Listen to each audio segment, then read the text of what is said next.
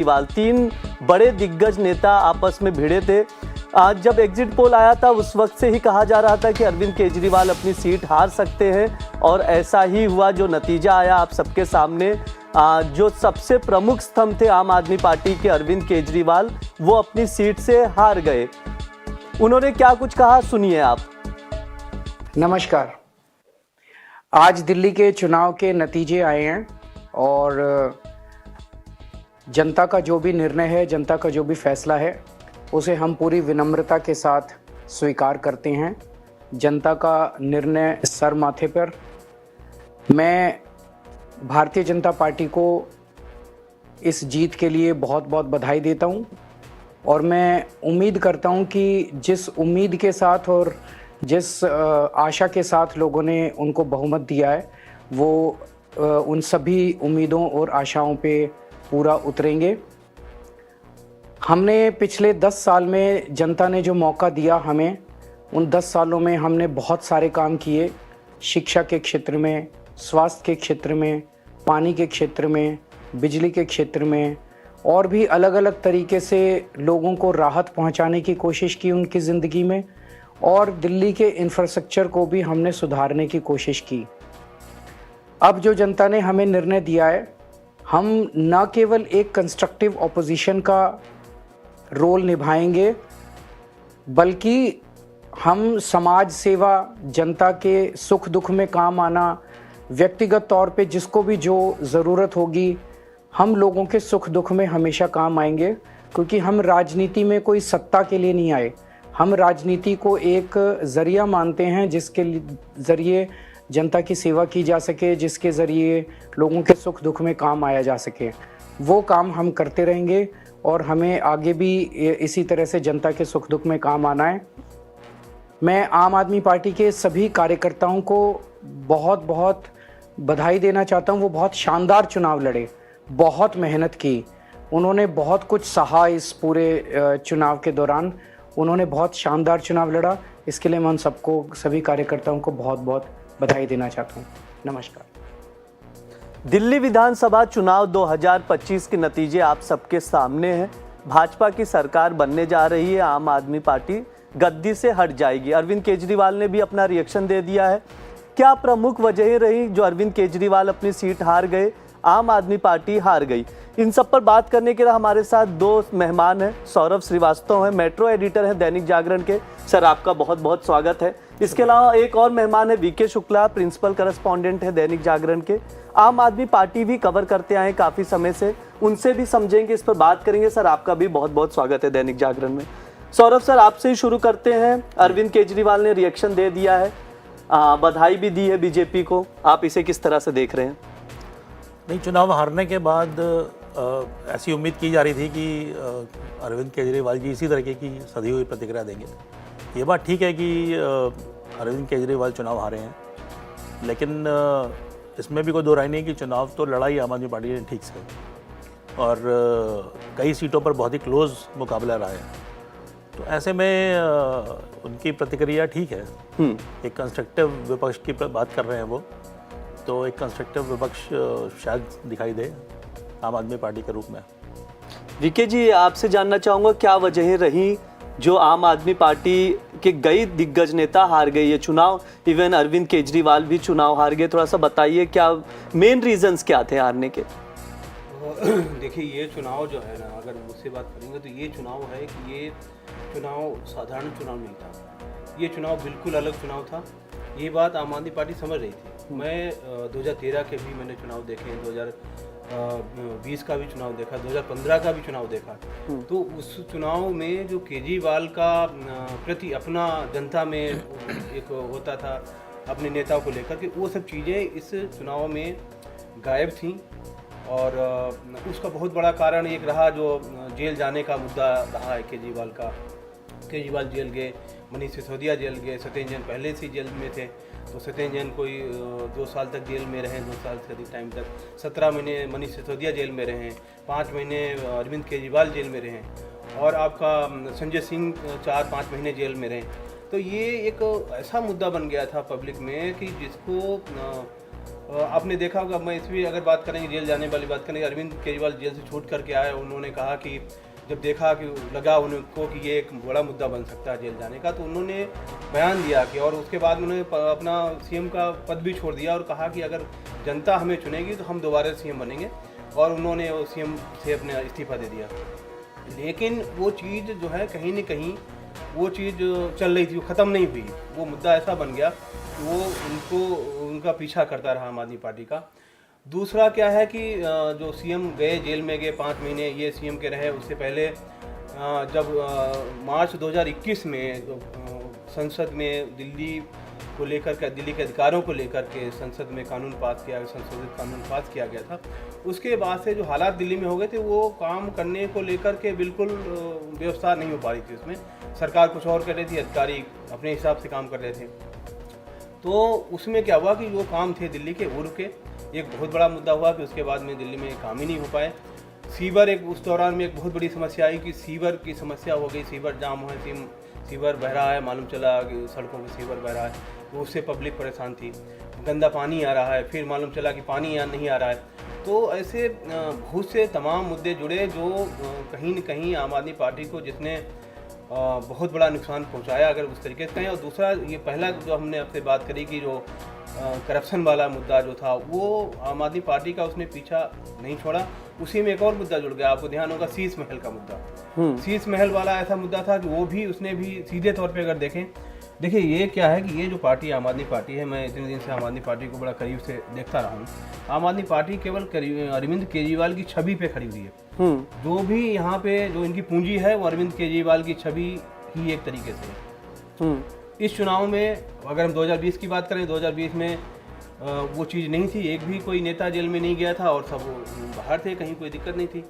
अब क्या हुआ, इस चुनाव में ये इतना लंबा ये हो गया जेल जाने और आबकारी घोटाला और ये सब, फिर तो घोटालों की लाइन सी एक बार लग गई, ये भी घोटाला वो भी घोटाला।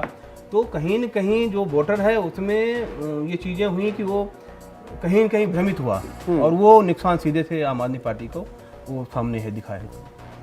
सर, मैं आपसे जानना चाहूँगा सौरभ जी, जैसे कि हम लोग देखें कि कई दिग्गज धाराशाही हो गए, चाहे अरविंद केजरीवाल की बात करें, सिसोदिया की बात करें, सौरभ भारद्वाज की बात करें, अवध ओझा की बात करें, बड़े बड़े दिग्गज, लेकिन आतिशी जीत गई। क्या वजह रही कि आतिशी कैसे जीती, क्यों जीती और इतने बड़े दिग्गज क्यों हारे?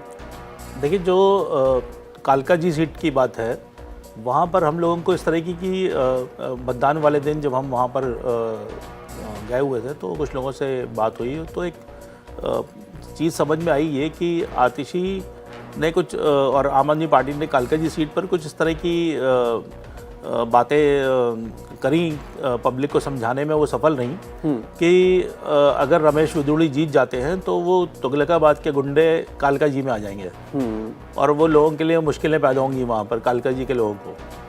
तो ये एक शायद वहाँ के लोगों को समझ में आया और इसीलिए ये एक परसेप्शन जो बना उसकी वजह से आतिशी की जीत हुई। अदरवाइज़ जो स्थिति बन रही थी जिस तरीके से पूरी दिल्ली में बनी हुई है, आतिशी भी जीके वाली सीट, वो कालका जी वाली सीट हार जाती है। हाँ, थोड़ा सा अपडेट आ रहा है, मैं आपको बता दूं, बीजेपी 47 सीटों पर आगे चल रही है और आम आदमी पार्टी 23 सीटों पर आगे चल रही है। ये अपडेट है दिल्ली विधानसभा चुनाव के। 70 सीटें हैं टोटल, आपको बता दूं। इस पर चाहे 2015 के नतीजों को देख ले, तब आम आदमी पार्टी की सरकार बनी थी, लगभग 67 सीटों पर जीत मिली थी और नतीजे, हाँ बिल्कुल नतीजे आ चुके हैं जैसे कि आपके सामने है। भाजपा 47 सीट, आम आदमी पार्टी 23 सीटों पर आगे है।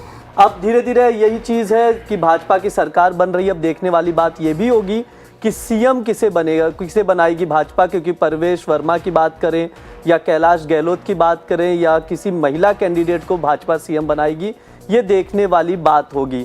अब लगातार इसी को सस्पेंस में रखेगी भाजपा भी कि कौन बनेगा सीएम, ये देखना होगा, क्योंकि अभी तक इससे रिलेटेड कोई भी अपडेट नहीं आया। भाजपा जीत गई है और आम आदमी पार्टी अपनी सत्ता जो है, गद्दी जो है, दिल्ली से गंवा चुकी है। ये अपडेट है, इस पर और समझेंगे। सर भी हैं हमारे साथ, वापस उसी पर चलते हैं जो बात चल रही थी आतिशी को लेकर कि कैसे हारी, तो थोड़ा सा उसको विस्तार से समझाइए। मैंने जो कहा कि एक्चुअली रमेश विदुड़ी जी ने जब पहले वो एक उनका स्टेटमेंट आया था कि प्रियंका के गाल वाला स्टेटमेंट था उनका, तो उसमें वो एक काफ़ी एक उनके लिए नेगेटिव रहा। जो अब नतीजे आए हैं वो ऐसे ही कुछ बता रहे हैं। फिर उसके बाद उन्होंने एक और स्टेटमेंट दे दिया कि आतिशी हिरनी की तरह प्रचार कर रही हैं। बिल्कुल। वो भी एक ऐसा था जो लोगों को गवारा नहीं हुआ। साथ में वो जो मैं ये कह रहा हूँ कि गुंडागर्दी वाली बात का जो एक परसेप्शन बना, वो आतिशी के लिए उसने जीत की लाइन बनाई। इनकम टैक्स में रिलीफ मिली लोगों को ठीक नतीजों से पहले, मतलब चुनाव के, वो उसको किस तरह से आप देख रहे हैं? क्योंकि जो 12 लाख रुपए तक टैक्स फ्री किया गया, कहा जा रहा है कि ये प्रमुख वजहों में से एक है। मिडिल क्लास को राहत दी गई और मिडिल क्लास वोटर्स काफी ज्यादा दिल्ली में है, इसका फायदा बीजेपी को मिला, ऐसे एक्सपर्ट्स कह रहे हैं। आप कैसे देख रहे हैं? बिल्कुल सही बात है। हाँ। चुनाव से जस्ट पहले जब बजट आया तो उसमें ये उम्मीद की जा रही थी कि कुछ मिडिल क्लास के लिए होगा। और यहाँ ये भी बात हो रही थी कि 10 लाख तक कुछ संभावना बन जाएगी, लेकिन वो 12 लाख का जो उन्होंने निर्मला सीतारमन ने ये किया, तो उसके बाद फिर चीज़ें काफ़ी बीजेपी के फेवर में दिल्ली में दिखाई देने लगी।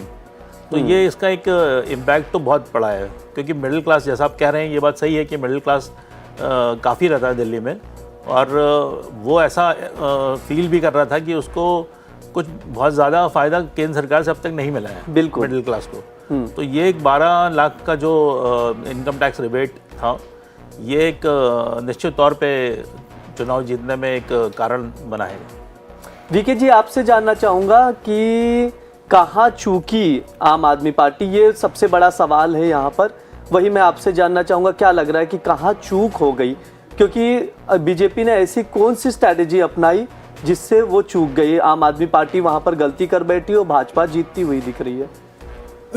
मैंने भी आपसे पहले भी कहा कि चूकने वाली अगर आप बात करेंगे तो अरविंद केजरीवाल जिस तरीके के नेता हैं वो चूक करते नहीं हैं। ये ऐसी पार्टी है जहाँ पे अरविंद केजरीवाल ने कहा कि अगर कोई फैसला भी लिया जनता को लेकर के, और बाद में कहा कि मालूम चला कि 4 दिन के बाद में फैसला पलट दिया, तो कई बार उनसे सवाल हुआ कि अरे ये आपने फैसला लिया उसके बाद में आप पलट गए। तो केजरीवाल का ये बयान था कि मैं अगर जनता के हित में कोई बात होगी मैं 100 बार पलट जाऊंगा, मुझे उससे कोई फर्क नहीं पड़ रहा। तो जहाँ तक चूक वाली बात है, चूक तो ऐसी कोई हुई नहीं है। हाँ, एक चीज़ ये देख सकते हैं, अगर चुनाव के परिप्रेक्ष्य में अगर बात करने हैं, इस विधानसभा चुनाव के परिप्रेक्ष्य में बात करने हैं, तो एक चीज़ ये देखने को मिली है कि जिस तरीके से एक के बाद केजरीवाल ने बहुत सी घोषणाएं करी, तो वो कहीं न कहीं ये मैसेज भी जा रहा था कि ऐसा क्यों हो रहा है। मतलब एकदम से पता लगा कि आज ये घोषणा, कल ये घोषणा, तो वो कहीं न कहीं एक मैसेज जा रहा था कि ये आम आदमी पार्टी सत्ता में नहीं आ रही है। ये एक मैसेज चल रहा था पब्लिक में, और ये बार बार एकदम से आप इतनी घोषणाएं करते जा रहे हैं, तो ये हो सकता है इसका भी कहीं असर रहा हो कि लोगों में एक विश्वास था जो वो कहीं डगमगाया। और बाकी ऐसी कोई बड़ी चूक, अब देखो चूक की अगर आप बात करें तो 2-3 वर्ग हैं। अगर बात करें मध्यम वर्ग के लिए, केजरीवाल कहते हैं हमारा हर समय काम करते रहें। सबसे बड़ा एक वर्ग है जो झुग्गी वाला वर्ग है। झुग्गी के लिए केजरीवाल जब से सरकार आई तब से इन्होंने कहा कि हम कोई झुग्गी नहीं टूटने देंगे। हाँ, ये जरूर हुआ कि झुग्गी को लेकर के, झुग्गियों में आम आदमी पार्टी सरकार काम नहीं कर पाई। इन्होंने कहा था हम 5000 फ्लैट बनाएंगे, वो नहीं बना पाए। अभी 40,000 फ्लैट दिल्ली में बने खड़े हैं, वो उनको अभी आवंटित नहीं कर पाए। वो इनका फेल्योर था आम आदमी पार्टी का, लेकिन उन्हें बड़ी चालाकी से कह सकते हैं, या मतलब चतुराई से कह सकते हैं, समझदारी से कह सकते हैं, उन्होंने उस मुद्दे को डाइवर्ट कर दिया। और उस मुद्दे को ये कर दिया कि जो वो उस बीच में जो अगर हम कहें कि भारतीय जनता पार्टी की जो केंद्र में सरकार है, वो झुग्गियाँ भी बीच बीच में टूटती रहीं, अभी तक भी टूटती रहीं। चुनाव से अगर हम सूचना की बात करें, 1 महीने 2 महीने पहले तक झुग्गियाँ दिल्ली में टूटती रहीं, और झुग्गियों का बहुत बड़ा परसेंटेज है वोट मतदाताओं का दिल्ली में। तो इन्होंने वो भुला दिया पब्लिक को, जो झुग्गी वाला मतदाता है उसको ये भुला दिया कि वो आपको 5000 हमने फ्लैट बनाने थे, या जो 40,000 फ्लैट बने खड़े हैं वो आवंटित करने थे, वो सब मुद्दा ही खत्म हो गया। मुद्दा इन्होंने ये क्रिएट कर दिया कि ये झुग्गी जो है, अगर बीजेपी की सरकार आएगी, झुग्गी आपकी तोड़ दी जाएगी, मतलब आप नहीं बचोगे, क्योंकि इनका बुलडोजर चल रहा है। ये इन्होंने मैसेज देने की कोशिश की झुग्गी वाले वोटर में, लेकिन वो इनका जो हालात हैं उससे नहीं लग रहा कहीं पे वो भी कोई काम आया है।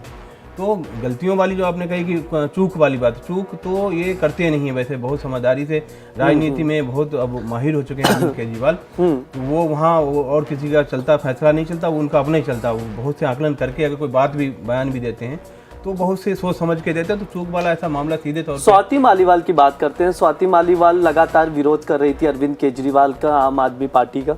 उस हार जैसे अरविंद केजरीवाल हार गए तो रावण का घमंड टूट गया, ऐसे लिखते हुए उन्होंने एक ट्वीट भी किया।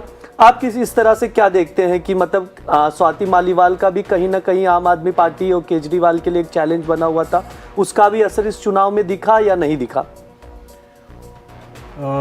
स्वाति मालीवाल अभी भी आम आदमी पार्टी की सांसद हैं, राज्यसभा से सांसद हैं, और वो जो भी परिस्थितियां हैं वो बाहर नहीं हो पाई। हालांकि एक दो बार उनका बयान आम आदमी पार्टी के नेताओं को उनके लिए आया था, तो वो सब बाद में। हालांकि केजरीवाल ने अभी तक उनके बारे में कोई भी टिप्पणी नहीं करी ना। एक बार जब इनका आपको ध्यान होगा, जिनका विवाद हुआ था जो विभव के साथ में और इनके दोनों के साथ में, बिल्कुल, तो फिर वो केजरीवाल से भी ये सवाल पूछा गया कि आप किसको सही मानते हैं। तो उन्होंने कहा देखिए अब ये मामला चला गया है, अदालत में चला गया, अदालत जो फैसला लेगी वही सबको मान्य होगा, तो उसमें मैं कुछ नहीं बोलना चाहता। मतलब केजरीवाल ने स्वाति मालीवाल को लेकर कोई बयान नहीं दिया। हाँ, ये बात आप जो कह रहे हैं कि स्वाति मालीवाल ने चुनाव से कुछ महीने पहले से ही, या कहें चुनाव से ठीक पहले, वो उन्होंने कोशिश करी है, जाके अलग अलग इलाकों में गए। फिर उसके बाद में अगले दिन मालूम चला आम आदमी पार्टी ने बयान दिया उस पर कि नहीं ऐसा नहीं, हम इसको ठीक करवा रहे हैं, अगर कहीं कोई समस्या है। 2-3-4 वहाँ थे, एक विधायक थे किराड़ी में, इनके विधायक थे, वो उन्होंने स्वाति मालीवाल ने वहाँ विजिट की और दिखाया। उसके बाद मालूम चला उनका टिकट कट गया, किसी और को टिकट दे दिया गया, जबकि वहाँ ऐसे चांसेस पहले नहीं बताए जा रहे थे कि वो उनका टिकट कटेगा। तो वो स्वाति मालीवाल ने कोशिश तो बहुत करी, लेकिन कितना कर पाए हो, इतना बहुत ज़्यादा कर लिया होगा स्वाति मालीवाल ने, ऐसा कुछ अभी बहुत ज़्यादा नहीं कर सकते। लेकिन ये चीज़ें हैं वो सब सामने हैं। स्वाति मालीवाल का बड़ा बयान भी आया है आम आदमी पार्टी और अरविंद केजरीवाल के हार के बाद, सुनिए वो क्या कह रही हैं। अगर इतिहास हम देखें तो वो गवाह है कि अगर कभी भी किसी भी महिला के खिलाफ कुछ गलत हुआ है तो भगवान ने उन गलत करने वाले लोगों को दंड दिया है। आज दिल्ली पूरी तरीके से एक कूड़ादान बन गई है। हालात इतने खराब हैं कि आप दिल्ली में कहीं पे भी चले जाइए, सड़कें खराब पड़ी हैं, टूटी पड़ी हैं, लोगों को पानी गंदा बदबूदार सड़ा हुआ मिल रहा है या फिर मिल ही नहीं रहा है, नालियां ओवरफ्लो कर रही हैं, जगह जगह कूड़ा पड़ा है, एयर पोल्यूशन चरम सीमा पे है, यमुना नदी साफ नहीं हुई है। तो लोगों ने इन सब इश्यूज पे त्रस्त होकर आज ये हाल करके दिया है कि अरविंद केजरीवाल जी खुद अपनी सीट हार चुके हैं। जी, अरविंद केजरीवाल के साथ साथ कई आम आदमी पार्टी के बड़े नेता मनीष सिसोदिया हो गए, सौरभ भारद्वाज हो गए, सोमनाथ भारती, काफी ऐसे लोग हैं जो हार गए। क्या वजह देखती है आम आदमी पार्टी के इस बार चुनाव हारने की? इनको ये लगता है कि ये कुछ भी गलत कर देंगे, कुछ भी झूठ बोल देंगे, कुछ भी ड्रामा कर देंगे। इन्होंने मेरे साथ क्या नहीं करा, कितना अत्याचार करा। पहले तो मारा पीटा, उसके बाद फिकवा दिया, उसके बाद चरित्र हरण करा।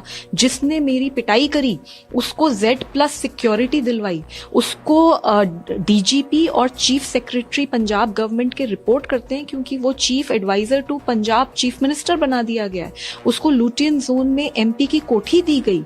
तो जिस लेवल का इन्होंने अत्याचार करा और कैरेक्टर असैसिनेशन मेरा करा है, इतना झूठ और भ्रम फैलाया इन लोगों ने, तो मुझे लगता है कि दिल्ली की जनता समझदार है और वो देख सकती है कि उन्होंने क्या करा और उसका जवाब उन्होंने वोटों के द्वारा दिया। ये आपने स्वाति मालीवाल को सुना। अब अमित शाह का भी ट्वीट पढ़िए, ब्रेकिंग आ रही, बहुत बड़ी ब्रेकिंग है। अमित शाह क्या कह रहे हैं वो हम आपको बताएंगे। उनका रिएक्शन आया है दिल्ली चुनाव पर, इलेक्शन को लेकर एक्स पर जो अपनी प्रतिक्रिया दी है, पोस्ट किया उन्होंने अरविंद केजरीवाल और दिल्ली चुनाव को लेकर कि कैसे वो जीते। उस पर उन्होंने लिखा है कि दिल्ली वालों ने बता दिया कि जनता को बार बार झूठे वादे करने वालों के साथ क्या होता है। इसके साथ ही बीजेपी और JP नड्डा जो अध्यक्ष हैं और प्रदेश अध्यक्ष वीरेंद्र सचदेवा को बधाई भी दी है। इवन कार्यकर्ताओं को भी, जो भाजपा के कार्यकर्ता हैं, उनको भी अमित शाह ने ट्विटर के जरिए पोस्ट करते हुए बधाई दी है। दिल्ली वासियों ने बता दिया है कि जनता को बार बार झूठे वादों से गुमराह नहीं किया जा सकता। जनता ने अपने वोट से गंदी यमुना, पीने का गंदा पानी, टूटी सड़कें, ओवरफ्लो जैसे शिविर और हर गली में जो खुले नाले हैं, ये सब ऐसे मुद्दे थे जिसको लेकर अमित शाह ने अभी ट्वीट किया है कि ये मुद्दे थे, इन मुद्दों की वजह से आम आदमी पार्टी और केजरीवाल हारे हैं और भाजपा जीती है। इसके अलावा उन्होंने बात की है जो कॉलोनी थी अनाधिकृत, उसका भी मुद्दा उठाया इस ट्वीट में। तो ये सब था, और जो हर गली में खुले शराब के ठेके हैं उसको भी लेकर जनता ने जवाब दे दिया है, ऐसा अमित शाह ने अपने ट्वीट पर कहा है। इसी पर समझेंगे, हमारे साथ जो गेस्ट हैं उनसे और विस्तार से समझेंगे, सौरभ श्रीवास्तव से। आपने ट्वीट देख लिया, भाजपा जीत गई और आम आदमी पार्टी हार गई। क्या लग रहा है कि मुख्यमंत्री अब भाजपा किसे बनाएगी? ये तो एक ऐसा सवाल है जो अभी पुराने राज्यों में जिस तरीके से हुआ है, आप राजस्थान देख लें या फिर उसके पहले छत्तीसगढ़ वगैरह देख लें, तो कुछ एक ऐसा चेहरा पिक करती है भाजपा जिसके बारे में किसी को उम्मीद नहीं होती। तो यहाँ भी अभी ये क्या मानना बड़ा मुश्किल है कि कौन सीएम होगा। हालांकि दावेदारों की बात ज़रूर करी जा सकती है, बिल्कुल, कि कौन कौन दावेदार हो सकते हैं जो अभी दिखाई देते हैं। तो उसमें एक सबसे पहला नाम अगर किसी का होना चाहिए तो प्रवेश वर्मा जी का होना चाहिए। प्रवेश वर्मा ने अरविंद केजरीवाल को नई दिल्ली सीट से हराया है और अरविंद केजरीवाल 3 बार से वहाँ से एमएलए थे, सीएम भी रहे। तो ऐसे में केजरीवाल को हराने पर उनको प्रवेश वर्मा के बारे में ये माना जा सकता है कि उनको इनाम मिलना चाहिए उसका। दूसरा अगर हम बात करें तो Vijender Gupta leader of opposition है, वो पहले भी नेता प्रतिपक्ष रहे हैं विधानसभा में और प्रदेश भाजपा अध्यक्ष भी रहे हैं, अनुभवी हैं। एमसीडी का भी अनुभव है उनके पास में और दिल्ली में भी अपना विधानसभा में भी विधायक के तौर पे भी उनका लंबा अनुभव है। जब 3 विधायक जीते थे दिल्ली में तब भी विजेंद्र गुप्ता जी जीते थे। तो ऐसे में आप ये कह सकते हैं कि विजेंद्र गुप्ता भी दावेदारी में हैं। एक एंगल और भी है कि दिल्ली में सिख जो मतदाता है वो भाजपा से दूर रहा है। आम आदमी पार्टी का वोटर हो गया था सिख मतदाता और वो बराबर आम आदमी पार्टी को वोट कर रहा था। इस बार ऐसा हुआ है कि 3 सिख समुदाय से 3 लोग चुनाव जीते हैं, जैसे कि अरविंदर सिंह लवली हैं, मनजिंदर सिंह सिरसा हैं और तरविंदर सिंह मारवा हैं जिन्होंने जंगपुरा से मनीष सिसोदिया को हराया। तो ये भी एक एंगल देखा जा सकता है कि अगर इस पे हम विचार करें तो शायद ये मनजिंदर सिंह सिरसा भी एक दावेदार हो सकते हैं जी सीएम पद के। दूसरा एक और भी एंगल है जिस उसके हिसाब से देखें, क्योंकि अभी बिहार में चुनाव होने हैं, तो अगर उस एंगल से देखते हैं तो किसी पूर्वांचली को यहाँ पर सीएम बनाया जा सकता है। अच्छा, तो उसमें भी कुछ सतीश उपाध्याय का नाम भी आ सकता है। तो मुझे लगता नहीं कि जो विधायक हैं उनके बाहर से किसी को सीएम बनाया जाएगा। तो हालांकि हमारे कुछ मित्र हैं, उनका ये मानना है कि मनोज तिवारी जी को काफी चर्चा चल रही है इस नाम की, भी सीएम बनाया जा सकता है। लेकिन अभी पुराना तजुर्बा तो यही कहता है कि जो विधायक होंगे उन्हीं में से कोई एक सीएम बनाया जाएगा। आतिशी की इस वक्त सबसे बड़ी जो प्रतिक्रिया आ रही है इस चुनाव को लेकर, दिल्ली इलेक्शन को लेकर, आतिशी जो थी वो स्ट्रॉन्ग कैंडिडेट है, पहली प्रतिक्रिया आ रही है, वो जीत भी गई है। सबसे बड़ी बात है क्योंकि जहां पर अरविंद केजरीवाल और मनीष सिसोदिया हारे, वहीं पर आतिशी अपना विकेट बचाने में कामयाब रही है, अपनी सीट से जीत गई। उनकी पहली प्रतिक्रिया आ गई है, सुनिए वो क्या कह रही हैं दिल्ली चुनाव के रिजल्ट पर। सबसे पहले तो मैं कालकाजी विधानसभा की जनता का धन्यवाद करना चाहती हूँ जो उन्होंने मुझ पर भरोसा दिखाया। मैं अपनी पूरी टीम का धन्यवाद करना चाहती हूँ जिन्होंने बाहुबल, गुंडागर्दी, मार पिटाई का सामना भी करते हुए ज़मीनी स्तर पे मेहनत करी और जनता तक पहुँचे। बाकी दिल्ली की जनता का जनादेश है, हमें जनादेश स्वीकार है। ये मैं अपनी सीट जीती हूँ, लेकिन ये जीत का समय नहीं है, ये जंग का समय ही है। जंग जारी रहेगी भारतीय जनता पार्टी के खिलाफ, उनकी तानाशाही और उनकी गुंडागर्दी के खिलाफ। आम आदमी पार्टी हमेशा गलत के खिलाफ लड़ती आई है और हमेशा गलत के खिलाफ लड़ती रहेगी। ये ज़रूर एक सेटबैक है, लेकिन आम आदमी पार्टी का संघर्ष दिल्ली के लोगों के लिए, देश के लोगों के लिए कभी खत्म नहीं। सीधे अब न्यूज रूम की ओर रुख करते हैं। अमन जैन जो हमारे साथ जुड़े हैं वो अपडेट देंगे दिल्ली चुनाव को लेकर कि अभी क्या समीकरण है। इस वक्त जो भाजपा की सरकार बन गई है तो सीएम कौन बनेगा, ये भी इस पर भी बात करेंगे। इसके अलावा अमन और भी चीजें बताएंगे कि क्यों भाजपा जीती और आम आदमी पार्टी। अमन बताइए क्या वजह रही प्रमुख जो इस वक्त आप देख रहे हैं कि दिल्ली चुनाव में आम आदमी पार्टी के हारने की। बिल्कुल ब्रिज, ये बहुत बड़ा मंथन का विषय है आम आदमी पार्टी की हार। मगर उससे पहले आपने एक बात का जिक्र किया कि बीजेपी की तरफ से मुख्यमंत्री पद का दावेदार कौन होगा, उसको भी समझने की कोशिश करेंगे। जो नाम है रेस में वो भी आपको बताएंगे। मगर फटाफट से एक अपडेट मैं आप तक पहले पहुंचा दूं कि अपडेट क्या है। इलेक्शन कमीशन की वेबसाइट आपके सामने इस वक्त खुली हुई है। बीजेपी 47 सीटों पर आगे चल रही है। आम आदमी पार्टी एक सीट और बढ़त के साथ 23 पर है। पहले 22 थी, अब 23 हो चुकी है। जीत की बात करें, बीजेपी 21 सीटों पर जीत दर्ज करा चुकी है अपनी। 36 का बहुमत का आंकड़ा है। बीजेपी उम्मीद जताई जा रही है कि आराम से पार कर लेगी। आम आदमी पार्टी की बात करें तो 11 सीटों पर आम आदमी जीत चुकी है, 12 सीटों पर आगे चल रही है। ये तो हुई अपडेट की बात। कई बड़ी सीटों का भी हमने जिक्र किया। अरविंदर सिंह लवली भाजपा के आगे चल रहे हैं। इसी तरह से सौरभ भारद्वाज हार चुके हैं, ये बड़ी खबर। मनीष सिसोदिया भी हार चुके हैं, ये भी इस वक्त की बड़ी खबर हमने आपको बताई। पहले इसके साथ ही दो इम्पॉर्टेंट जो पॉइंट्स थे जिसका आपने जिक्र किया अभी कि अरविंद केजरीवाल चुनाव हार चुके हैं। आम आदमी पार्टी के मुखिया, दिल्ली के पूर्व मुख्यमंत्री, एक राष्ट्रीय पार्टी के राष्ट्रीय अध्यक्ष जिन्हें हार का सामना करना पड़ा, प्रवेश वर्मा वहां से जीते हैं नई दिल्ली से। इसके साथ ही उनका बयान सामने आया, उन्होंने हार को बड़े अच्छे से स्वीकार किया, ये बड़ी अच्छी बात है। इसके साथ ही आतिशी का बयान भी अभी आपने सुना। आतिशी ने भी जिस तरह से कहा कि हमें हार स्वीकार है। इसके अलावा वो बीजेपी के मुद्दे जो उठाती रहेंगी, बीजेपी जो लोगों के उन्होंने आरोप लगाया कि बीजेपी तानाशाही कर रही है और वो आगे भी करेगी, तो जनता के बीच उन मुद्दों को लेकर जाएंगे। मेरे साथ एक खास पैनल जुड़ा हुआ है। विनीत जी लगातार मेरे साथ मौजूद हैं, पॉलिटिकल एनालिस्ट है। साथ में शैलेंद्र दुबे जी मेरे साथ मौजूद हैं, पॉलिटिकल एनालिस्ट है। शैलेंद्र जी, विनीत जी, आपका एक बार फिर इस चर्चा में स्वागत है। जिस तरह से हम जिक्र कर रहे थे, विनीत जी ने और मैंने कुछ देर पहले जिक्र किया था इस बात का कि क्या आम आदमी पार्टी इस हार को स्वीकार करेगी। जवाब अरविंद केजरीवाल ने दे दिया कि हाँ, हमने हार स्वीकार है। आतिशी का भी अभी जवाब आया, वो हार को स्वीकार करती हैं। कैसे देखते हैं आप आम आदमी पार्टी की हार को, दिल्ली के लिहाज से और आम आदमी पार्टी के लिहाज से? देखिए, पहला प्रश्न जो आपने किया दिल्ली के लिहाज से, तो मैं इसको जो है पॉजिटिव उसमें देखता हूँ। क्योंकि एक पार्टी को लगातार 10 वर्ष का समय देने के पश्चात जो उनके द्वारा प्रॉमिसिंग थी उनके घोषणा पत्र में, जिसमें मुख्यतः उन्होंने शिक्षा और स्वास्थ्य को प्रमुखता से आधार बनाया था, इधर न प्रीफिक्स न सफिक्स लगाते हुए शिक्षा में जैसे 500 नए स्कूल तो कितने उन्होंने जो है ओपन किए, वो जनता ने उसका आकलन किया। 20 नए कॉलेजेस कितने ओपन किए, जनता ने उसका आकलन किया। इसी तरह से इनका जो फॉर्मेशन था, इनका जो क्लेम था कि हम जो परंपरागत राजनीतिक दल हैं उनसे हटकर एक नई राजनीति की तरफ जो है हम देश को ले जाने का प्रयास करेंगे। शुरुआत दिल्ली से की। वो जब इनके और वो सिद्धांत क्या था, CCC, करप्शन, क्राइम और करेक्टर, इनमें शुचिता की बात की थी।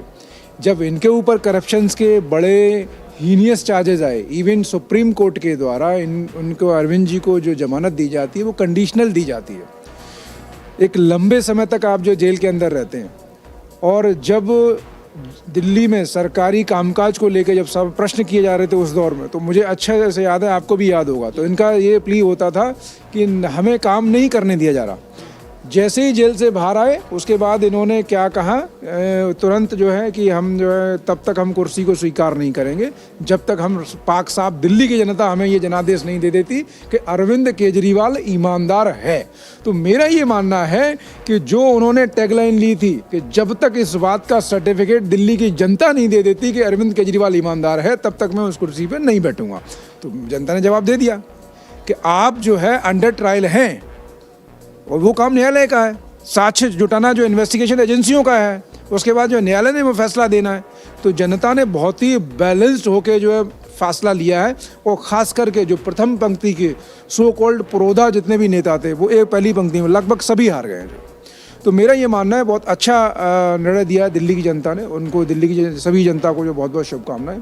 दूसरा जो आपका प्रश्न था, आम आदमी के परिप्रेक्ष्य में इसका क्या मायने है, तो अगर मैं सिंगल लाइन अगर आपको देना चाहूँ तो आने वाले समय में 6 महीने से साल भर के अंदर इन चुनाव परिणामों की गूंज आपको पंजाब तक सुनाई देने वाली है जो है।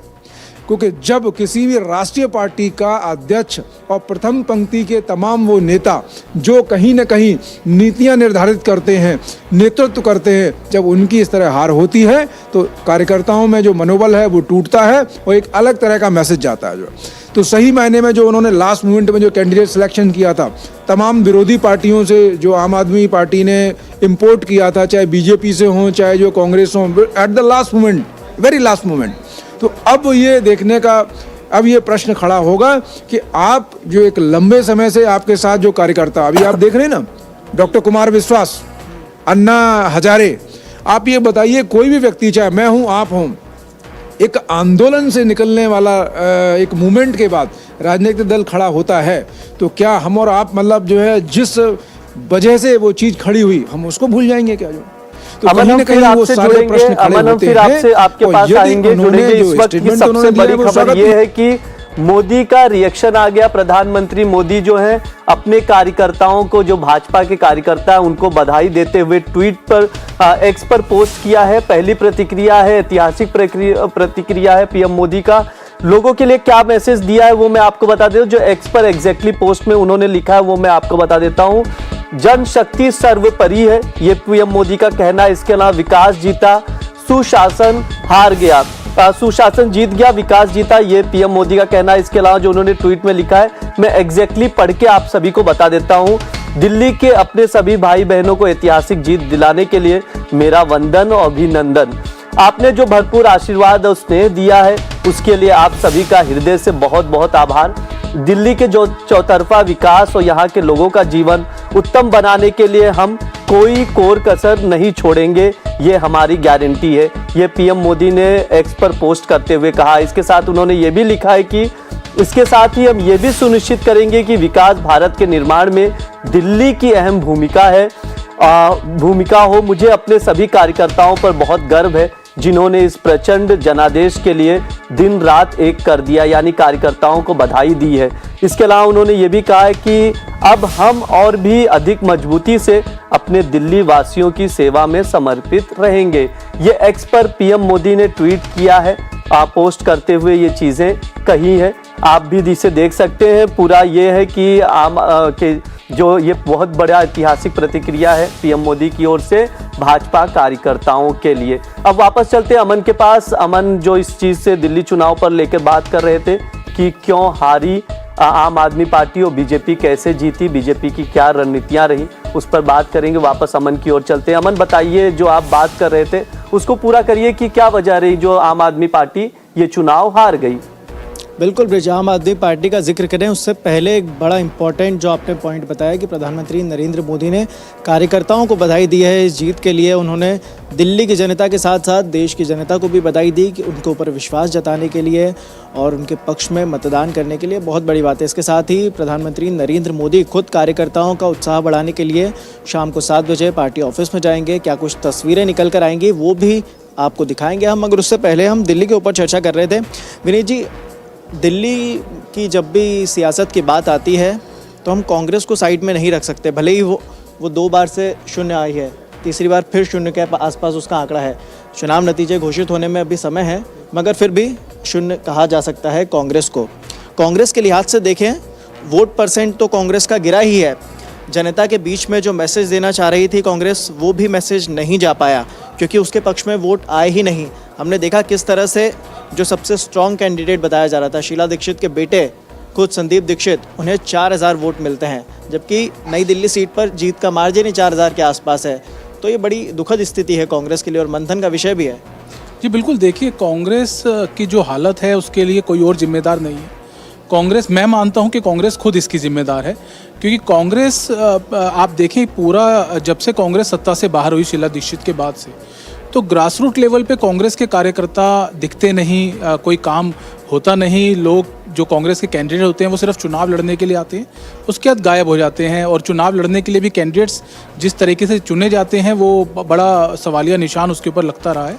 तो मुझे लगता है कि एक राजनीतिक पार्टी के लिए बहुत ज़रूरी होता है कि वो जनता के बीच में रहे, जनता के लोगों से उसका जुड़ाव रहे।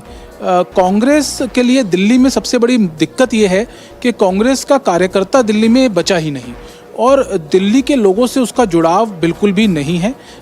किसी भी राजनीतिक पार्टी को अगर अपनी राजनीति जिंदा रखनी है तो उसको जुड़ाव रखना चाहिए। कांग्रेस में ये चीज़ मिसिंग है और जब तक ये चीज़ मिसिंग रहेगी तब तक जो हाल कांग्रेस का हम लोग देख रहे हैं वो लगातार चलता रहेगा। और मुझे लगता है कि कांग्रेस ने अपने आप को भगवान के साथ हाथों में छोड़ दिया है कि जब सभी पार्टियां जब बिल्कुल ज़ीरो हो जाएंगी तो कांग्रेस उठ के अपने आप आ जाएगी। राहुल गांधी का इम्पैक्ट कोई दिखता नहीं, किस तरीके से वो बातें करते हैं, काम करते हैं, उनका जो भाषण होते हैं वो सुनने में कैसे कितना मजाकिया अंदाज हमें देखने को मिलता है। तो बड़ा मतलब एक परफेक्ट राजनीतिक के रूप में भी उनको नहीं देखा जाता। तो ये बहुत सारी दिक्कतें कांग्रेस के साथ मुझे दिखती हैं। अगर हम बात करें संदीप दीक्षित की, तो संदीप दीक्षित को भी नई दिल्ली की सीट पे एकदम से लाया गया।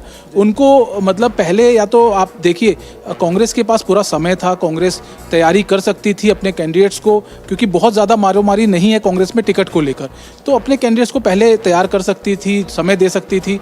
वो ग्रासरूट लेवल पे जाते काम करते तो शायद इससे अच्छा परफॉर्मेंस निकल सकता। लेकिन एक इम्पॉर्टेंट एस्पेक्ट हम लोग यहाँ भूल रहे हैं। मैं अभी एक डाटा देख रहा था जो इलेक्शन कमीशन की साइट पे ही है। आप देखें कि बीजेपी को जो वोट मिला है अब तक दिल्ली के अंदर वो मिला है 40,64,000 जो कि 45.76% है। आपका जो वोट परसेंट आया है और जो वोटिंग अब तक हुआ है 38,87,000 जो है वो आपको मिला है 43.77 इसका परसेंटेज है। कांग्रेस का जो वोट शेयर है वो बड़ा इंपॉर्टेंट है। 5,65,000 जो है वो वोट मिला है कांग्रेस को पूरी दिल्ली में और 6.37% उसका जो बात करें हम परसेंटेज की तो ये आता है। आप देखेंगे पिछले चुनाव में और अब के चुनाव में जो डिफरेंस है कांग्रेस पार्टी का जो इंक्रीज़ हुआ है थोड़ा बहुत, उस इंक्रीज से ही आम आदमी पार्टी को बड़ा इफेक्ट आ रहा है। तो मुझे लगता है कि कांग्रेस ने कहीं ना कहीं जो उसका मोटिव था कि भाई आम आदमी पार्टी के साथ किसी तरीके से मिलकर चुनाव लड़ा जाए, लेकिन उसके बाद अलग हुए क्योंकि सीट्स को लेके आपस में बहुत ज़्यादा मैं कहूँ कि टकराव था, तो उसका खामियाजा दोनों पार्टीज़ को भुगतना पड़ा। राजनीतिक परिप्रेक्ष्य की बात यह भी है कि कांग्रेस अपने आप को जिंदा रखने के लिए आम आदमी पार्टी से अलग भी रखना चाहती है। तो कांग्रेस को कहीं ना कहीं मुझे लगता है कि बहुत सारी चीज़ें हैं और समझनी पड़ेगी। बहुत पुरानी पार्टी है और मेरी समझ से बाहर है कि इतनी बेवकूफ़ी भरी हरकतें कैसे कांग्रेस लगातार कर रही है और इतने लंबे समय से कि ग्रासरूट लेवल पर जाके दिल्ली के अंदर कांग्रेस का कार्यकर्ता, कांग्रेस के कैंडिडेट, कांग्रेस पार्टी किसी तरीके का कोई काम नहीं कर रही। तो उसकी हालत की जिम्मेदार कांग्रेस खुद है। बिल्कुल। शैलेंद्र जी, मैं आपके पास आना चाहूँगा। क्या माना जाए कि जो लोकसभा चुनाव में कांग्रेस और आम आदमी पार्टी साथ साथ थे, 6 महीना हुआ, 6 महीने बाद दोनों एक दूसरे को झूठा बताने लगे, क्या ये मुद्दा बैकफायर किया कांग्रेस और आम आदमी पार्टी दोनों के ऊपर ही? बिल्कुल। ये क्या है, ये कहीं ना कहीं जो प्रश्न है सीधा वो आपकी क्रेडिबिलिटी के ऊपर है। 6 महीने से पहले आप गलबैयाँ करके और जनता के बीच जाते हैं, आप ये मतलब प्रॉमिसिंग करते दिखाई देते हैं कि नहीं हम जो है इनके अगेंस्ट हैं और वैचारिक तौर पे भी हर तरह से इस तरह का प्रयास करते हैं। दूसरा भी एक जो तर्क दिया जा रहा है कि कांग्रेस ने भाजपा को जो है मतलब जिताने में बहुत बड़ी मदद की है। मैं इससे आंशिक तौर पे सहमत हूँ। मेरा ये मानना है, शुरू से मैंने कई टेलीविजन डिबेट्स में इस बात का जिक्र किया, कांग्रेस का जो टारगेट था वो कभी जीतने के लिए था ही नहीं। कांग्रेस का जो टारगेट था प्राइमरी फिसाई वो था कि जो फर्स्ट लाइनर है आम आदमी पार्टी का, उसके खिलाफ मजबूत कैंडिडेट खड़ा करिए, उनको मतलब जो है मैदान में हरवाइए, अपने आप मैसेज ये जाएगा, पार्टी का नाम नीचे ग्राफ आएगा और फिर आगे के लिए हमारे लिए अवसर पैदा होंगे। उदाहरण के तौर पे नई दिल्ली, उदाहरण के तौर पे आपका जंगपुरा, उदाहरण के तौर पे आपका ये कालका जी भी, वो तो एक्सीडेंटली वो अगर रमेश बिदूड़ी के उस तरह के अगर वाहियात स्टेटमेंट नहीं होते तो परिणाम कुछ और देखने को मिलता, चाहे वो मालवीय नगर हो या 1-2 सीटें और हों। तो पहले जो कांग्रेस का जो वोट शेयर था वो 4% के आसपास था, अभी 6.37 यानी 2.5% का भी वो इंक्रीमेंट नहीं है। और जब आप पूरे 70 विधानसभा में लड़ते हैं तो जाहिर सी बात है, तो अगर हम जो है मोटे तौर पे 5 या 6 सीट को छोड़ दें तो कांग्रेस प्रत्याशियों को मिले हुए वोट इसकी तुलना में बीजेपी प्रत्याशियों को मिले वोट का जो डिफरेंस है वो बहुत अधिक है। तो मेरा ये स्पष्ट मानना है कि पिछले विधानसभा चुनाव के परिणाम में जो आम आदमी पार्टी को 53.5% वोट शेयर था, बीजेपी को 38.5% था, यानी 15% का जो गैप था, तो कहीं न कहीं जिस तरह से इनके खिलाफ एक मूवमेंट बना हुआ था, एक आक्रोश था, तो ये मेरा ये प्रेडिक्शन था, तमाम ये पॉलिटिकल एक्सपर्ट्स ये बात कर रहे थे कि बीजेपी कम से कम 4-5% का तो स्विंग लेगी, यानी 42-43 के आसपास तो जाएगी। लेकिन जो सबसे बड़ा जो डिसाइसिव फैक्टर हुआ है वो 1 फरवरी को जो बजट आता है, और बजट से पहले जो 8वें वेतन आयोग का फॉर्मेशन, क्योंकि दिल्ली प्रदेश में सरकारी कर्मचारियों की एक अच्छी खासी तादाद है, तो 8वें वेतन आयोग का फॉर्मेशन और 1 फरवरी को जो बजट आता है, तमाम विपक्षी दल, इवन अरविंद केजरीवाल का एक्स के ऊपर जो डिमांड थी कि जो हमारे टैक्स की जो लिमिट है वो 7 लाख से बढ़ाकर 10 लाख कर दी जाए, तो जो विपक्षी दल के शीर्ष नेतृत्व द्वारा जो मांग की जा रही है और सरकार के द्वारा उससे भी अधिक 12 लाख किया जाना, तो कहीं न कहीं जो मिडिल क्लास, स्पेशली जो उसमें नौकरी पेशा वाला जो वर्ग था, उनके जहन में ये मतलब ये काफ़ी लंबे समय से पेंडेंसी थी।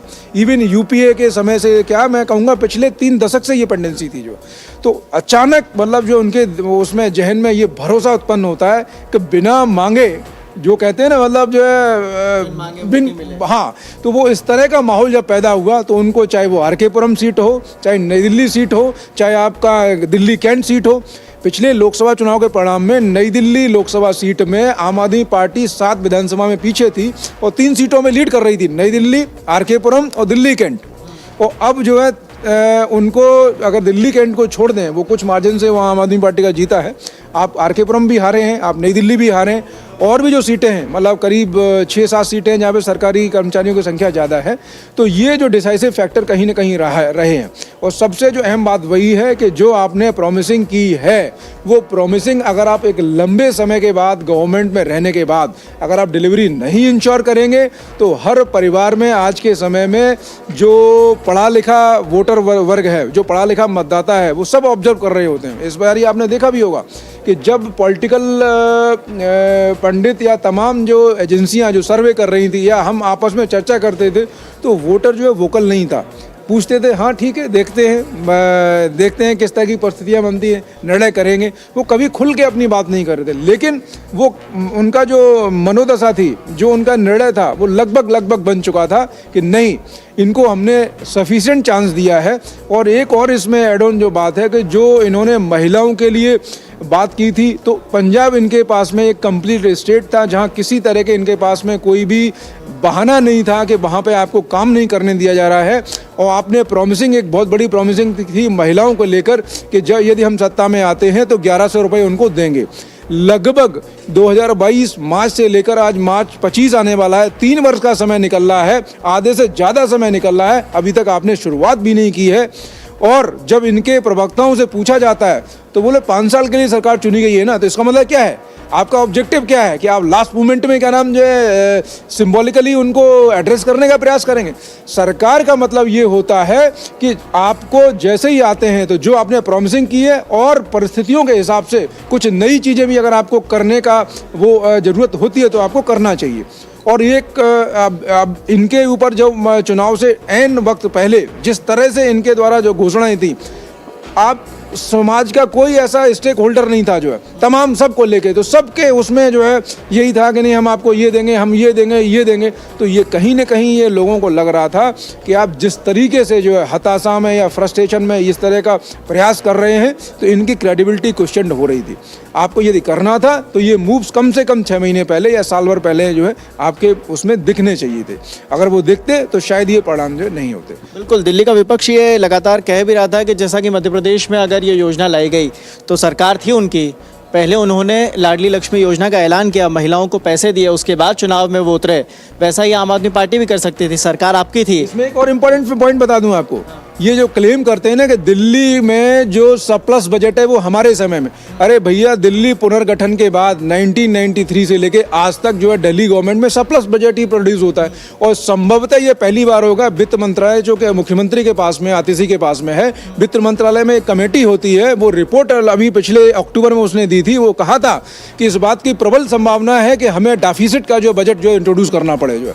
भाई आप एक बात बताइए, आप फ्रीवीज के, मैं व्यक्तिगत पक्षधर में नहीं हूँ, आपको जो है रीजनेबल जो है चार्जेस पर चीज़ें अवेलेबल करानी चाहिए। फ्रीवीज में होता क्या है कि उनके जो इस्तेमाल, अब जो प्राकृतिक संसाधन है, भाई बिजली जो है दिल्ली तो उत्पादन करता नहीं है, जो आप आश्रित हैं दूसरे राज्यों पे, आप उसको सब्सिडाइज करके कम रेट पे दीजिए ना। पानी ऐसे ही कहना, आप सस्ता करिए जो बजाय उसके। और पानी, आप पेयजल की जब बात करते हैं तो आपको स्वच्छता तो ध्यान में रखनी पड़ेगी ना। उसके लिए आप कितने गैर जिम्मेदाराना स्टेटमेंट देते हैं कि वो हरियाणा से जो है जहर भेजा जा रहा है जो।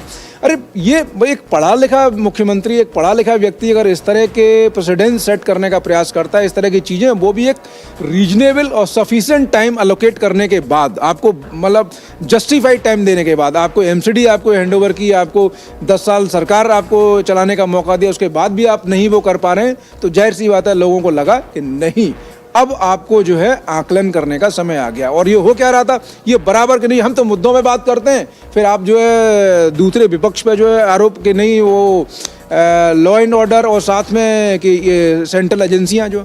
अरे एक बात बताइए, न्यायालय जो है कोई भी आपने न्यायालय ऐसा देखा है कि जो साक्ष्यों के खिलाफ कभी किसी न्यायालय ने फैसला दिया हो? जो अब साक्ष्य किसी ने जाके वो इनके घर में रख के तो आ नहीं गया कोई। जो आपको जो कॉग्निजेबल एविडेंसेस हैं उनके बेसिस पे जो है अंडर स्क्रूटनी है आप जो है, तो अच्छा तो तब होता आप ये कहते नहीं मैं नहीं स्वीकार करूंगा। और जिस दिन ये पहली बार ये जेल में गए थे, यदि अगर उसी समय ये अपना उत्तराधिकारी घोषित करके कि आप लोगों को, दिल्ली के लोगों को किसी तरह परेशानी नहीं होनी चाहिए, जो हम प्रॉमिसिंग करके आए थे उसको डिलीवर करिए, और मैं व्यक्तिगत तौर पर अगर मेरे ऊपर कोई वो एलिगेशन आया है तो मैं पूरी तरह न्यायालय की प्रक्रिया का सम्मान करूंगा। आप ये लोकतंत्र की बड़ी दुहाई देते हैं।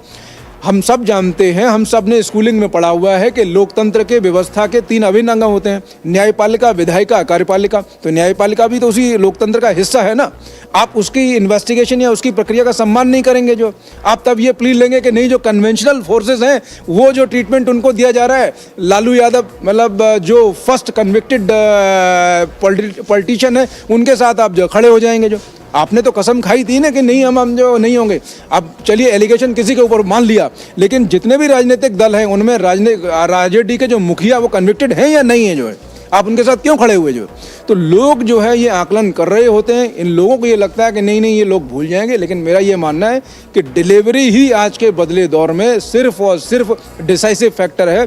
जो आपने प्रॉमिस किया है अगर आप डिलीवर नहीं करते हैं तो लोग जो है आपका आकलन करेंगे। यानी कि अरविंद केजरीवाल ने बहुत सारी चीज़ों का एक्शन लेने में देर कर दी। मुझे लगता है कि विनीत जी, हम मुस्लिम बहुल इलाकों का बात कर रहे थे, मुस्लिम बहुल इलाकों में भी इस बार आम आदमी पार्टी का वोट शेयर कहीं ना कहीं कम हुआ है। एक फैक्टर हम इसको मान सकते हैं कि जब हमने देखा कि चुनाव के ऐलान से ठीक पहले आम आदमी पार्टी एक के बाद एक घोषणाएं करती है, उसी लिस्ट में एक घोषणा ये भी थी कि पुजारी ग्रंथियों के लिए सम्मान योजना, पुजारी ग्रंथियों को पैसा दिया जाएगा। एक सवाल इसको लेकर ये उठे कि इमामों को तो पैसे दे नहीं रहे आम आदमी पार्टी, पुजारियों को पैसे देने की बात कर रही है। एंड टाइम पर केजरीवाल हनुमान मंदिर जाते हैं, सौरभ भारद्वाज हनुमान मंदिर जाते हैं। आज सुबह भी हमने तस्वीरें देखी कि हनुमान मंदिर में आम आदमी पार्टी लगातार एक के बाद एक जाते रहे, और उन्होंने चुनाव के दौरान बयानबाजी भी की कि हम हनुमान की शरण में रहते हैं। जो दिल्ली चुनाव है उसकी बात कर रहे थे हम लोग। सौरभ जी भी हमारे साथ हैं, उनसे समझेंगे, विस्तार से समझेंगे। जैसे आप देख सकते हैं, नई दिल्ली सीट जो है वीआईपी सीट, परवेश वर्मा, अरविंद केजरीवाल, संदीप दीक्षित, 3 एकदम प्रमुख दावेदार इस सीट के लिए, लेकिन परवेश वर्मा जीत गए, अरविंद केजरीवाल हार गए। सौरभ जी इसे किस तरह से देखते, क्या संदीप दीक्षित की वजह से दरअसल इसमें सबसे प्रमुख बात यह रही है कि केजरीवाल सिसोदिया सब हारे, लेकिन आतिशी जीती है, एकमात्र ऐसी कैंडिडेट है। ये विजुअल्स भी आप देख सकते हैं लोगों से मिलते हुए, क्योंकि सब जो अच्छा, इनका एक मीम भी काफी ज्यादा वायरल हुआ था, मैं दर्शकों को बताना चाहूंगा। जब आतिशी जीती तो ये कहा गया कि असली सीएम यही है। अरविंद केजरीवाल भी आम आदमी पार्टी के रहे हैं, दिल्ली में सीएम रहे हैं, लेकिन अरविंद केजरीवाल हार गए और आतिशी जीत गई। तब एक मीम वायरल हुआ जो अभी भी वायरल हो रहा है सोशल मीडिया पर कि असली सीएम जो दिल्ली की है वो आतिशी ही है। परवेश वर्मा का भी बड़ा बयान आया है, जो उनकी वाइफ का बयान आया, परवेश वर्मा की वाइफ का बड़ा बयान आया है। परवेश वर्मा नई दिल्ली से जीत गए हैं, अरविंद केजरीवाल को हरा दिया है उन्होंने। वो क्या कह रही हैं, सुनिए आप। कि दिल्ली की जनता को बीजेपी पे विश्वास है, दिल्ली की जनता को मोदी जी पे विश्वास है और दिल्ली की जनता परेशान हो चुकी थी पिछले 26 सालों से अलग अलग सरकारों से। अब डेवलपमेंट होगा। क्या चाहेंगे? आज हम जीत गए, इस बात की हमें खुशी है। नई दिल्ली विधानसभा सीट की हम लोग बात कर रहे थे सौरभ जी, जैसा कि अभी देखें कि परवेश वर्मा जीते हैं, अरविंद केजरीवाल हार गए। कहा यह भी जा रहा है कि संदीप दीक्षित की वजह से अरविंद केजरीवाल हार गए हैं, क्योंकि जो वोटर्स हैं वो डिवाइड हो गए कांग्रेस और आम आदमी पार्टी में, जिसका फायदा कहीं ना कहीं बीजेपी को मिला, परवेश वर्मा जीत गए। सौरभ जी, इसे आप किस तरह से देख रहे हैं? क्या प्रमुख वजहों में से एक वजह ये हो सकती है? जी, ये तो नई दिल्ली सीट की बात ज़रूर हम कर रहे हैं, लेकिन ये पूरा सिनेरियो दिल्ली का है। नई दिल्ली सीट को उससे अलग हट करके देखना बहुत ठीक नहीं होगा। अगर आप ये देखें कि जैसा परिणाम नई दिल्ली सीट पे आया है, वैसे ही कुछ कुछ पूरी दिल्ली में आया है। तो अगर झुग्गी झोपड़ी वालों ने आम आदमी पार्टी को बहुत ज़्यादा वोट नहीं किया, तो ये सिर्फ नई दिल्ली में नहीं हुआ, ये पूरी दिल्ली में हुआ है। अगर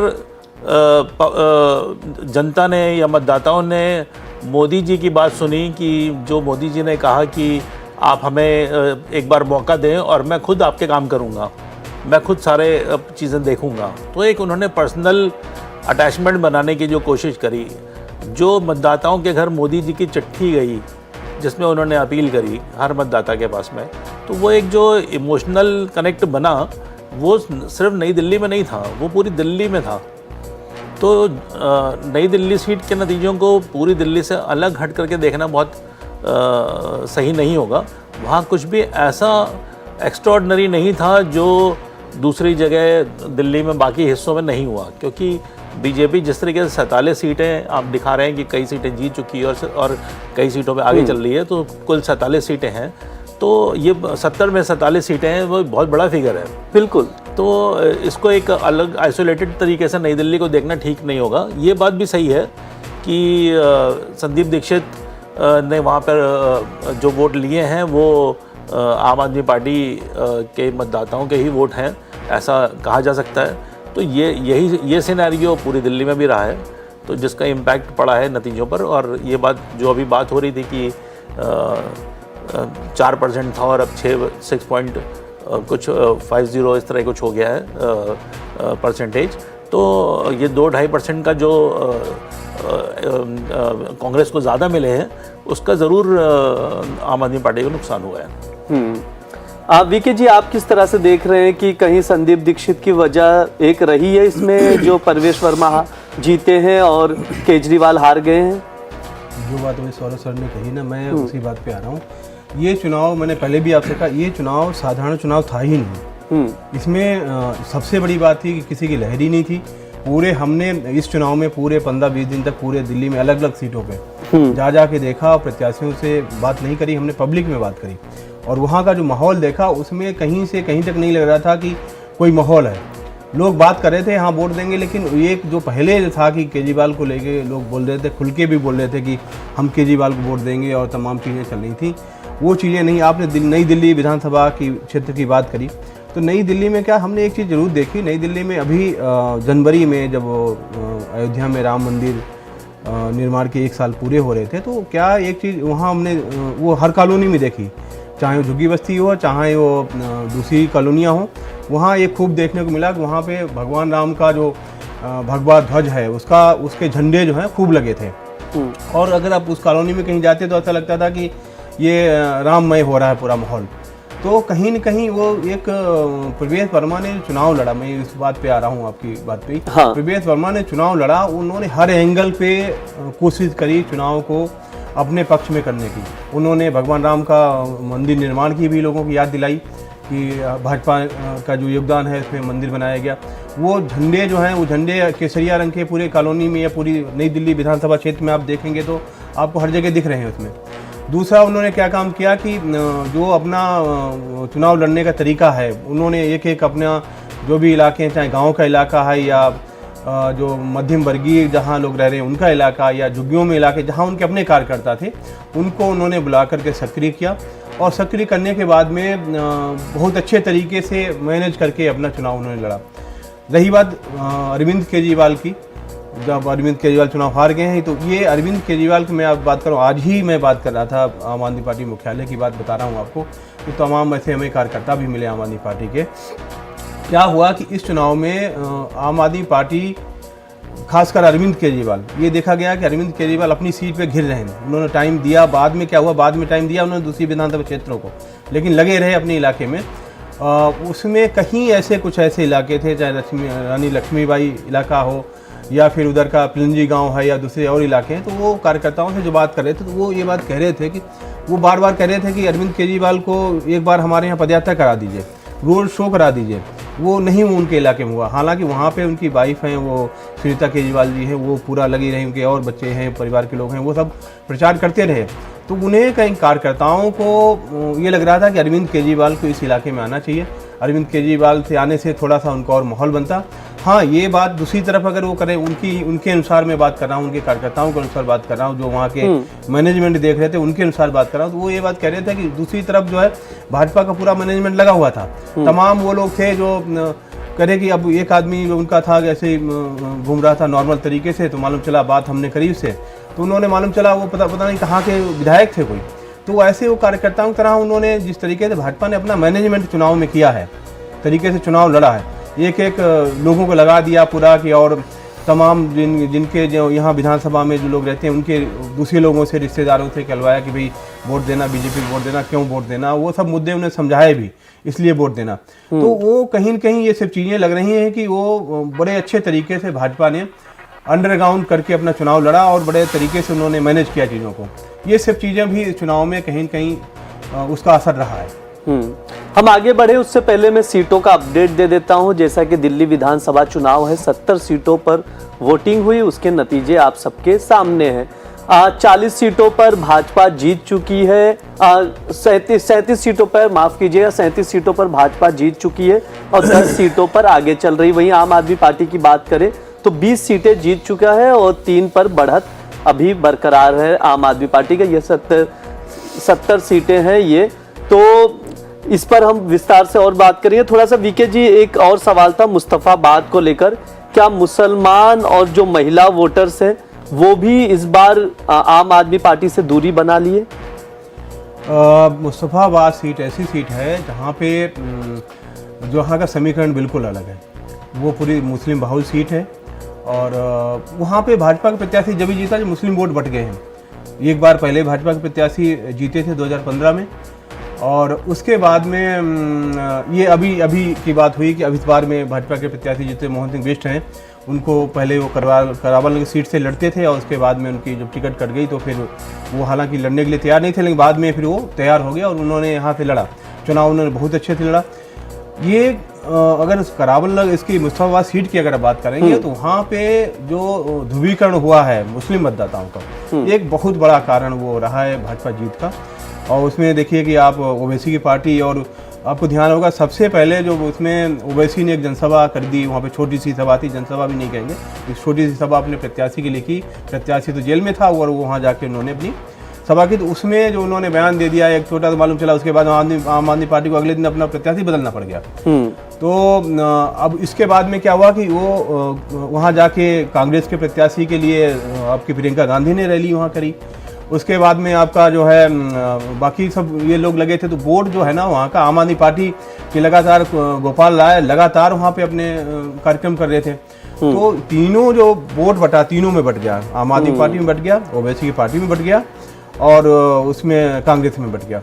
जिस दिन जो ताहिर हुसैन जो वहाँ के दंगे का आरोपी हैं, जो प्रत्याशी थे ओवैसी की पार्टी के, तो आपको ध्यान होगा जब जेल से आए, जो उन्होंने प्रचार किया जेल उसमें पुलिस की सुरक्षा में, और जिस दिन उनका ख़त्म हुआ तो टाइम ख़त्म हुआ तो वो जो ताहिर हुसैन ने अपनी टोपी और वो रख दिया लोगों के सामने कि भाई ये है कि ये हमें जिताना, ये आपके हाथ में हमारी इज्जत है।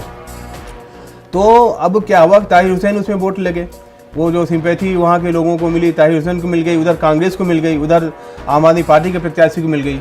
फिर आम आदमी पार्टी ने क्या काम करते, प्रत्याशी को बदल दिया था, वो बाहर से दूसरे प्रत्याशी को उतार दिया था, वहाँ पे आबिद को उतारा था, आदिल को उतार दिया, सॉरी, तो उनको जो विधायक थे उनका टिकट काट दिया था।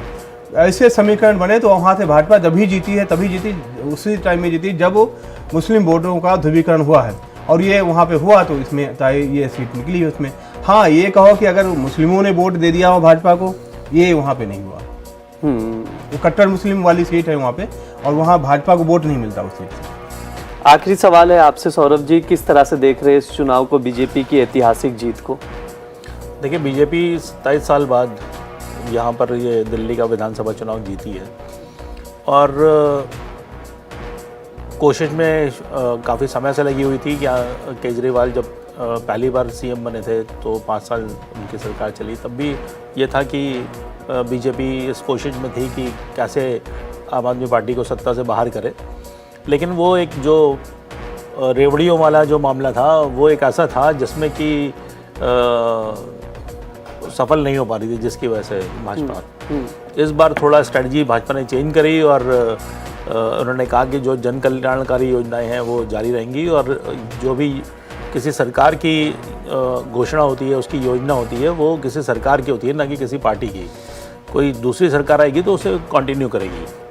तो ये एक ऐसी चीज़ थी जो शायद पब्लिक को अपील करी कि हाँ ठीक है, इसको देखते हैं। दूसरा, जो महिलाओं के लिए 2500 की स्कीम भाजपा लाई, और उन्होंने ये भी कहा, मोदी जी ने खुद मंच से कहा कि अगले जो महिला दिवस है 8 मार्च, उससे पहले महिलाओं के खाते में 25,000 रुपये पहुँच जाएंगे।